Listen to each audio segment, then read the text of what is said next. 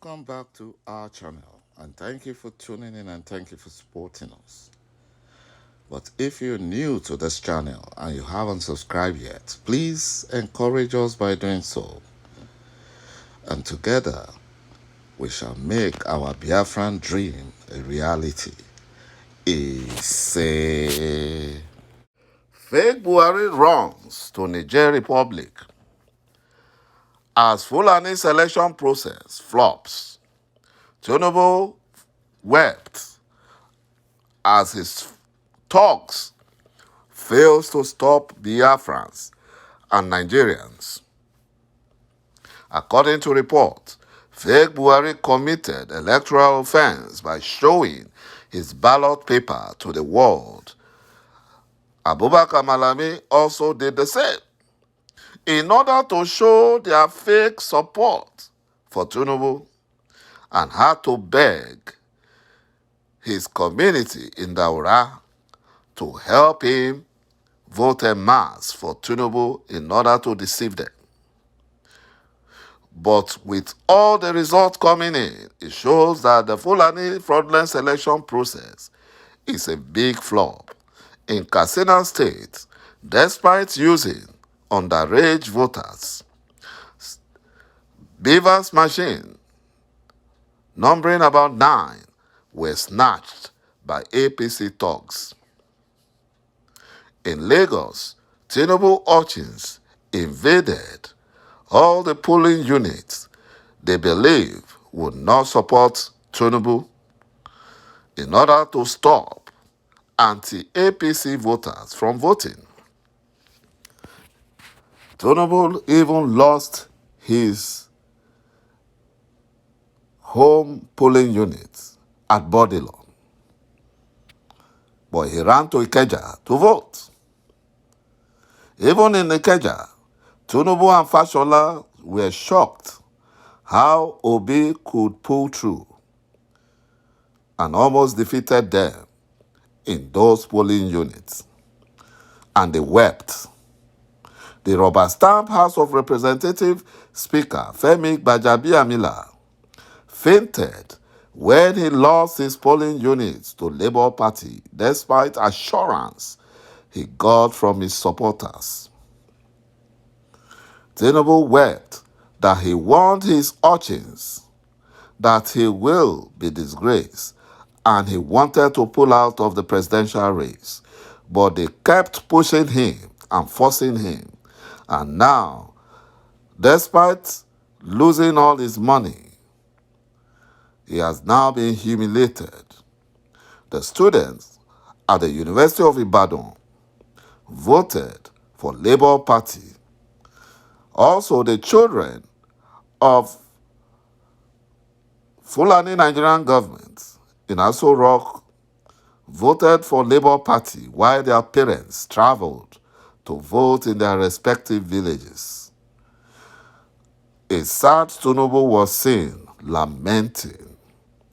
TINUBU cried that fake Buhari finished him by stopping his vote-buying strategies.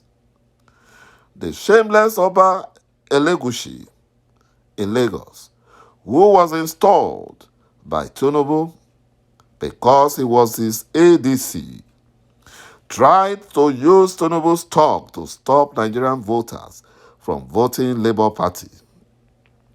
He had to lock the estate gate and unleash urchins who were armed to the teeth on Nigerians. But the Nigerian voters stood their ground until the Nigerian army came to their rescue. The APC national chairman, Abdullahi Adamu, cried like a baby after losing his polling unit to Labour Party in Nasarawa State.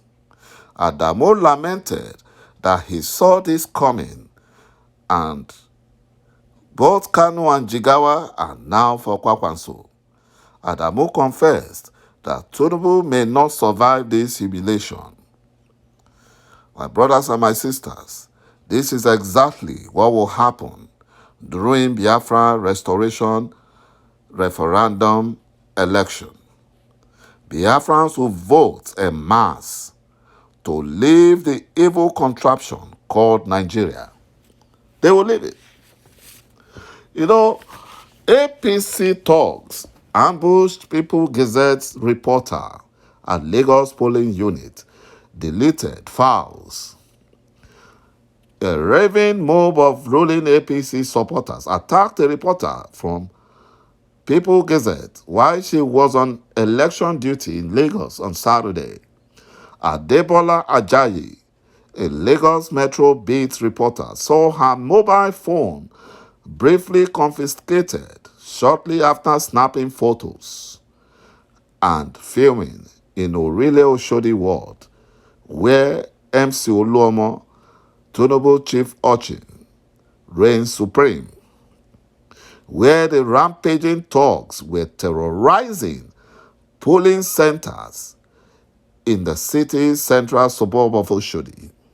The hoodlums had threatened residents to vote only for Bola Tinubu, the presidential candidate of APC, and chased away officials of INEC. About 15 thugs charged towards Miss Ajayi, who was the only reporter at the scene, and quickly snatched her phone to erase all photos and videos she had captured. After deleting the photos and videos from her phone, they forcefully accessed her cloud storage to also delete the materials there, narrating the traumatic experience that occurred. Miss Ajayi was terribly shaken. This is what goes on in the zoo. And that is why Biafrans do not want to cohabit with criminals and thieves in the zoo called Nigeria. They are only after power and money. They use their thugs and urchins to terrorize innocent citizens. The Nigerian police force and the military were there. They were not helping the terrorized citizens. They didn't help them.